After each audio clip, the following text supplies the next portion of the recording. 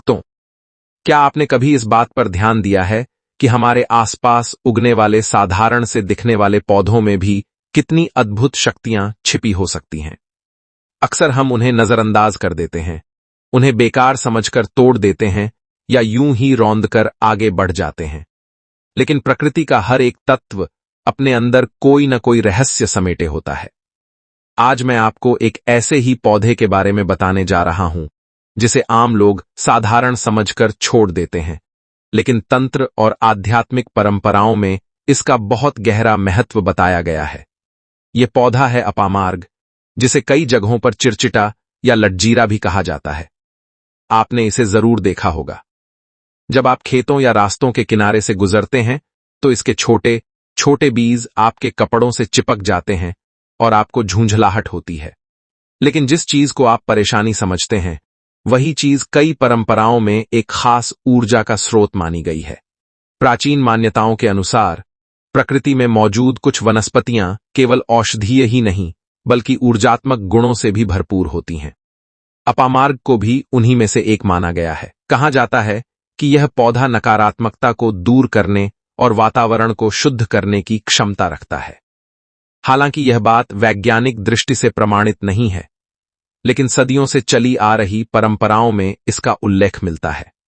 हमारे शास्त्रों और लोक कथाओं में कई बार यह बताया गया है कि प्रकृति से जुड़ाव इंसान के जीवन को संतुलित बनाता है। जब हम प्रकृति का सम्मान करते हैं, उसके नियमों को समझते हैं, तो हमारे भीतर एक सकारात्मक बदलाव आता है। यही कारण है कि कई साधक और तपस्वी जंगलों और पहाड़ों में जाकर साधना करते थे, क्योंकि वहां की ऊर्जा उन्हें आंतरिक शक्ति प्रदान करती थी। अपामार्ग के बारे में भी कहा जाता है कि यह केवल एक पौधा नहीं बल्कि एक प्रतीक है। यह हमें सिखाता है कि जो चीजें बाहर से छोटी और साधारण दिखती हैं, वे अंदर से कितनी महत्वपूर्ण हो सकती हैं। इस पौधे की जड़ को लेकर कई तरह की मान्यताएं प्रचलित हैं। कुछ लोग इसे शुभ मानते हैं और कहते हैं कि इसे सही तरीके से घर में रखने से वातावरण में सकारात्मकता आती है। लेकिन यहां एक बात समझना बहुत जरूरी है कि किसी भी परंपरा या उपाय को आंख बंद करके अपनाना सही नहीं होता। हर चीज के पीछे एक सोच, एक भावना और एक विश्वास जुड़ा होता है। अगर आप किसी भी उपाय को केवल लालच या डर के कारण करते हैं, तो उसका कोई वास्तविक लाभ नहीं मिलता। असली शक्ति आपके विश्वास, आपकी मेहनत और आपके व्यवहार में होती है। कई लोग यह मान लेते हैं कि कोई एक वस्तु या कोई एक उपाय उनकी सारी समस्याओं को खत्म कर देगा और उन्हें तुरंत धनवान बना देगा। लेकिन सच्चाई यह है कि जीवन में सफलता पाने के लिए मेहनत, धैर्य और सही निर्णय लेना सबसे ज्यादा जरूरी होता है। प्रकृति के ये संकेत और परंपराएं केवल हमें सही दिशा दिखाने का काम करती हैं। असली काम हमें खुद करना पड़ता है। अपामार्ग के साथ जुड़ी कहानियां हमें यह सिखाती हैं कि हमें अपने आसपास की चीजों को हल्के में नहीं लेना चाहिए।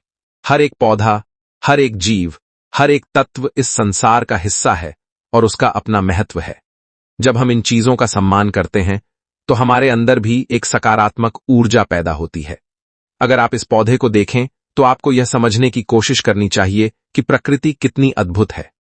बिना किसी दिखावे के, बिना किसी शोर के, यह हमें बहुत कुछ सिखा देती है। हमें बस उसकी भाषा को समझना होता है।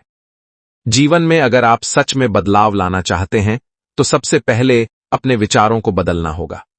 नकारात्मक सोच, आलस्य और गलत आदतें ही असली गरीबी का कारण बनती हैं।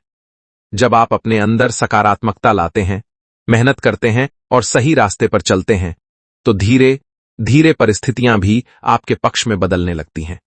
इसलिए किसी भी उपाय या कथा को सुनते समय यह समझना जरूरी है कि उसका असली उद्देश्य क्या है। यह आपको प्रेरित करने के लिए है, आपको जागरूक करने के लिए है, न कि आपको भ्रम में डालने के लिए। जब कोई साधना अपने चरम बिंदु पर पहुंचती है, तो वहां केवल क्रिया नहीं रहती, वहां भाव, विश्वास और ऊर्जा का मिलन होता है। जिस क्षण आप उस पौधे के सामने खड़े होकर उसे आमंत्रित करते हैं, उसी क्षण से यह पूरी प्रक्रिया शुरू हो जाती है। इसलिए अगला कदम केवल एक विधि नहीं है, यह आपके और प्रकृति के बीच एक गहरा संवाद है। जब आप उस पवित्र स्थान पर पहुंचते हैं, तो सबसे पहले अपने मन को स्थिर करें। अपने भीतर चल रही हर तरह की उलझनों को शांत करें। फिर हल्दी और कुमकुम से उस पौधे का पूजन करें। यह केवल रंग नहीं है, बल्कि यह समर्पण और सम्मान का प्रतीक है। सुपारी को उसके तने के पास रखते समय यह भाव रखें कि आप अपनी इच्छा को धरती माता के सामने स्थापित कर रहे हैं। हाथ जोड़कर प्रार्थना करते समय शब्दों से ज्यादा आपका भाव महत्वपूर्ण होता है। आपको अपने भीतर यह अनुभव करना है कि आप किसी साधारण पौधे से नहीं, बल्कि एक दिव्य शक्ति से संवाद कर रहे हैं। जब आप यह संकल्प लेते हैं कि आप अगले दिन उसे अपने साथ ले जाने आएंगे, तो यह केवल एक वादा नहीं होता, यह एक ऊर्जा का आदान प्रदान होता है। इस पूरे समय यह ध्यान रखना जरूरी है कि उस स्थान की पवित्रता बनी रहे। किसी भी प्रकार की अशुद्धता उस भाव को कमजोर कर सकती है जो आपने बड़ी श्रद्धा से बनाया है। अगली सुबह का समय इस पूरी प्रक्रिया का सबसे महत्वपूर्ण चरण होता है। सूर्योदय से पहले उठना, स्नान करना और स्वच्छ वस्त्र पहनना केवल शारीरिक शुद्धि नहीं है, यह मानसिक और ऊर्जात्मक तैयारी भी है। जब आप मौन रहकर उस स्थान की ओर बढ़ते हैं, तो आपका ध्यान पूरी तरह अपने उद्देश्य पर केंद्रित हो जाता है। रास्ते में कोई मिले या कोई आवाज दे, आपको अपने लक्ष्य से विचलित नहीं होना है। यही वह अनुशासन है जो इस साधना को सामान्य क्रिया से अलग बनाता है। पौधे के पास पहुंचकर एक बार फिर से प्रणाम करें और धीरे धीरे मिट्टी को हटाना शुरू करें। यहां धैर्य सबसे जरूरी है। किसी भी प्रकार की जल्दबाजी इस प्रक्रिया के प्रभाव को कम कर सकती है। जब जड़ दिखाई देने लगे तो उसे सावधानी से बाहर निकालें। यह क्षण केवल एक क्रिया का अंत नहीं, बल्कि एक नई शुरुआत का संकेत होता है। जड़ को कपड़े में लपेटते समय यह भाव रखें कि आप एक ऊर्जा को अपने साथ लेकर जा रहे हैं। घर पहुंचकर इस प्रक्रिया का दूसरा चरण शुरू होता है, जहां शुद्धि और स्थापना का महत्व होता है। जल या दूध से स्नान कराना केवल परंपरा नहीं, बल्कि प्रतीक है उस ऊर्जा को सक्रिय करने का। मंत्र जाप के साथ यह प्रक्रिया आपके मन को एकाग्र करती है और आपके भीतर विश्वास को मजबूत बनाती है। जब आप उस जड़ को एक पवित्र स्थान पर स्थापित करते हैं और दीपक जलाते हैं, तो वह वातावरण धीरे धीरे बदलने लगता है। यह बदलाव बाहरी नहीं, बल्कि आंतरिक होता है। आपको एक अलग सी शांति और सकारात्मकता महसूस होती है। यही वह संकेत है कि आपका मन और आपका विश्वास एक दिशा में काम कर रहे हैं। इसके बाद जब आप उसे अपने धन रखने के स्थान पर रखते हैं, तो यह केवल एक प्रतीक बन जाता है, आपकी नीयत और आपके प्रयासों का। असली परिवर्तन तब शुरू होता है जब आप अपने जीवन में अनुशासन, शांति और सकारात्मक सोच को अपनाते हैं। क्योंकि कोई भी वस्तु तब तक प्रभावी नहीं होती जब तक आपका व्यवहार उसके अनुकूल ना हो। इस पूरी प्रक्रिया में सबसे महत्वपूर्ण बात यह है कि आप अपने जीवन में संतुलन बनाए रखें। क्रोध, लालच और अहंकार किसी भी सकारात्मक ऊर्जा को कमजोर कर देते हैं।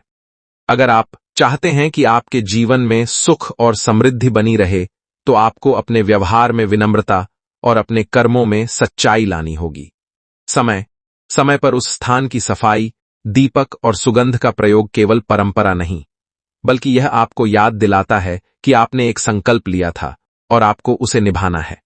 यह एक तरह से आपके और आपकी सोच के बीच का अनुबंध है।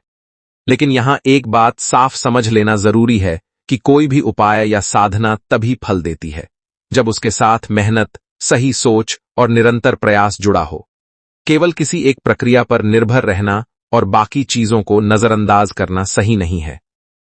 असली चमत्कार तब होता है जब आपका विश्वास और आपकी मेहनत एक साथ काम करते हैं। अब अंत में एक छोटा सा लेकिन बेहद प्रभावी उपाय समझ लीजिए। जब भी आप अपने दिन की शुरुआत करें, एक पल के लिए आंखें बंद करके अपने जीवन में जो कुछ भी है उसके लिए कृतज्ञता महसूस करें। यह आदत धीरे धीरे आपके भीतर सकारात्मक ऊर्जा को बढ़ाएगी और आपके सोचने का तरीका बदल देगी।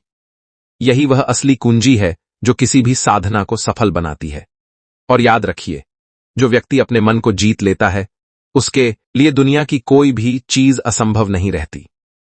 अगर आपको यह जानकारी उपयोगी लगी हो तो इसे अपने तक सीमित मत रखिए, इसे दूसरों तक भी जरूर पहुंचाइए। नीचे कमेंट में अपनी राय जरूर बताइए और लाइक करके अपना समर्थन दिखाइए, ताकि ऐसी ही और भी ज्ञानवर्धक बातें आप तक पहुंचती रहें। जल्द ही हम इस विषय के अगले भाग में और भी गहराई से समझेंगे कुछ ऐसे रहस्य जो आपके जीवन को एक नई दिशा दे सकते हैं। तब तक अपने विश्वास को मजबूत रखिए, अपने कर्मों को शुद्ध रखिए और आगे बढ़ते रहिए। हर हर महादेव।